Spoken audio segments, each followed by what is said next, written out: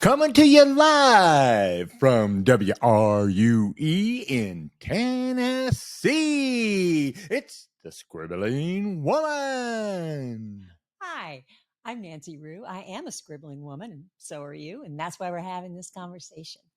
Here we talk about the writerly life, creating one that's authentic to you, no matter what your age, your season, or the state of your current creative pursuits, even if that state depresses the heck out of you. And in fact, that's exactly what we're going to be talking about today. Okay. Now, it is a new year, and Happy New Year, Jim, and Happy New Year, Scribblies, 2025. And I love me a new year. I love a fresh start, a clean slate. I like to look at it the way Anne of Green Gables did, 12 months stretching out with no mistakes in them yet. Of course, that also brings to mind that whole New Year's resolutions thing. I don't believe in New Year's resolutions. They don't work. They don't last. In fact, even now, there is an official quitting day, and that's January the 10th, when most people go, oh, darn it, I was going to lose 50 pounds in 3 months, or, I actually was going to work out 3 times a week. Oh, well, there's always next year. Those kinds of resolutions set us up for failure. They're more like goals. And if we don't reach them, we just feel like, well, then what's the point in even trying? I believe in intentions. Those are those things that arise from your soul, from your needs, from your wants. And for a scribbling woman, those intentions for the writerly life might be things like, I long to discover what it is I truly want to write about. Or I'm just craving that feeling of knowing that my creative process is authentic to me. What I truly want is just to be brave enough to put my work out there and see where it lands. Do you see how none of those involves any kind of specific outcome that depends on somebody else's opinion, someone else letting you do this? The only thing stopping us is we ourselves. These come from our soul. We're the ones who are in control. But therein lies the rub, doesn't it? Because how do we get ourselves out of our own way and pursue these very sacred intentions? Well, let's talk first about the things that we see as obstacles, things like the needs of our family, running the household, meeting the requirements of the church, pleasing the boss, needing to have an income, keeping up our health and everybody else's health. Those are indeed real. But those things that we are required to do and the pursuit of our creativity are not necessarily mutually exclusive. The only real roadblock is our belief that what we do creatively is not as important as taking your lunch to your kid for the third time that week because he forgot it and it's sitting right there on the kitchen counter. It's not as valuable as coaxing the dust bunnies out from under the couch when they are perfectly happy being there. It's not as worthwhile as serving on 1,000 church committees or rescuing your boss when he's in a crisis. Worth doesn't equal how much money you make. Value is not the same as awards. What's important is not necessarily what gives you stunning reviews and sells you 10,000 copies. So we can get that intellectually, right? We know that that's true, but how do we know it deeply enough that it doesn't get us constantly off track? Well, I've come up with 7 things that I think we can look at in order to allow ourselves to meet those intentions that arise in our souls.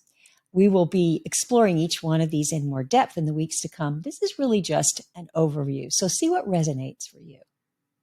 Number 1 is that we need to let go of those outcomes we were just talking about. Getting an agent, getting a traditional publisher to give you a great contract, becoming a best-selling author, having 10,000 followers on social media, winning the Pulitzer Prize. There is nothing wrong with thinking about those things and dreaming about them before you fall asleep at night. But if those are the only things that measure success and that give you satisfaction, then we might as well quit. We're all going to crash and burn. No wonder we lose heart. So it might be worth pondering this year. Your intention is to discover, what does success as a writer really mean to me? Okay, point number 2, we need to keep it simple. Now, I love the word palaver, which means some kind of complicated, almost impossible procedure for doing something. And I think some of us create a writing process for ourselves that is just a full out palaver. What's real, really, is our own process, not what we've heard a best-selling author talk about in an interview, not what we've heard in some workshop where a teacher is saying, this is the creative process. And I may have done that decades ago. And if you were in my class then, please forgive me. I mean, it's absolutely worth our time to look at what works for us creatively, whether that's a step-by-step process or it's something more intuitive. And it takes trial, it takes error. But the thing that we have to keep in mind is that there is no right way to do it. And so what we need to really think about is, what is the process that allows me to get completely lost in what I'm doing? And when I do get up hours later, my legs are stiff and I'm starving and I have to pee like a racehorse because I've gotten so lost in what's going on in there. Now, chances are the process that takes you there is incredibly simple. Not easy, mind you, but simple. And it doesn't frighten you. It doesn't make you think you're doing it wrong. It's not overwhelming. It's not daunting. It's just what works for you. You know what that means, of course. It means what my daughter always says. We have to become experts on ourselves. That's how we bring dreams to fruition on the page. So could it be that your intention this year is to find the process that allows you to be lost? Now, number 3, we need to remain passionate about what we're writing about. Of course, that requires knowing what our passion is, but most of us do, even if it's not fully formed yet. If we don't know what our passion is, it's worth asking ourselves some questions. One of those is, what do I love? The 13th century Persian poet Rumi said, let yourself be silently drawn by the strange pull of what you love. It will never lead you astray. And in fact, the word amateur, which most of us feel like most of the time, comes from the Latin word amare, which means to love. Who knew? Or we can ask ourselves, what does my heart ache for? What does my mind constantly get caught up on? What does my soul seek? The answer to those questions becomes your passion. And finally, what's nagging at you? Natalie Goldberg says to write about what disturbs you, what you fear, what you've not been willing to speak about. Be willing to be split open. Now, if those questions are hard to answer, then maybe finding your passion is your intention for 2025. Fourthly, we need to allow ourselves other ways to be creative. Author and spiritual director Janelle Schneider says that writing is the ultimate high-stakes act of creativity, which that means that has the potential to burn us out pretty quickly. So she says, indulge always in other low-stakes forms of creativity. That can be something like playing with calligraphy, which is my current low-stakes activity, or crocheting a little animal to hang from your rearview mirror, setting a great table, putting together a great outfit, playing with your makeup. It's just important to indulge, as it were, in something that really inspires your creativity. Because while you're doing that, chances are ideas for what you're writing are going to whisper their way in there because they want to be part of the fun too. And then number 5, and this one is kind of the foundation for a lot of other things. We need to keep a fresh eye. If your work is feeling stale and you're feeling kind of stiff about it and sort of bored with it and put off going to the page, then perhaps ask yourself, am I doing the same thing the same way all the time? Am I afraid to listen to another point of view? Am I so sure that I'm right? Am I afraid to try something that's a little bit different? If we're feeling stuck or bored, might be a good intention to say, how can I find a different point of view? How can I expand my vision? And number 6, we must absolutely be of good courage. Do you remember George Eliot?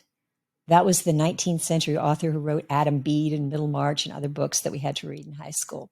She was actually born Mary Ann Evans, but she wrote under a male pen name to avoid this discrimination that was so common for authors in her era. And talk about being brave. In fact, she did talk about being brave. She said, any coward can fight a battle that she's sure of winning.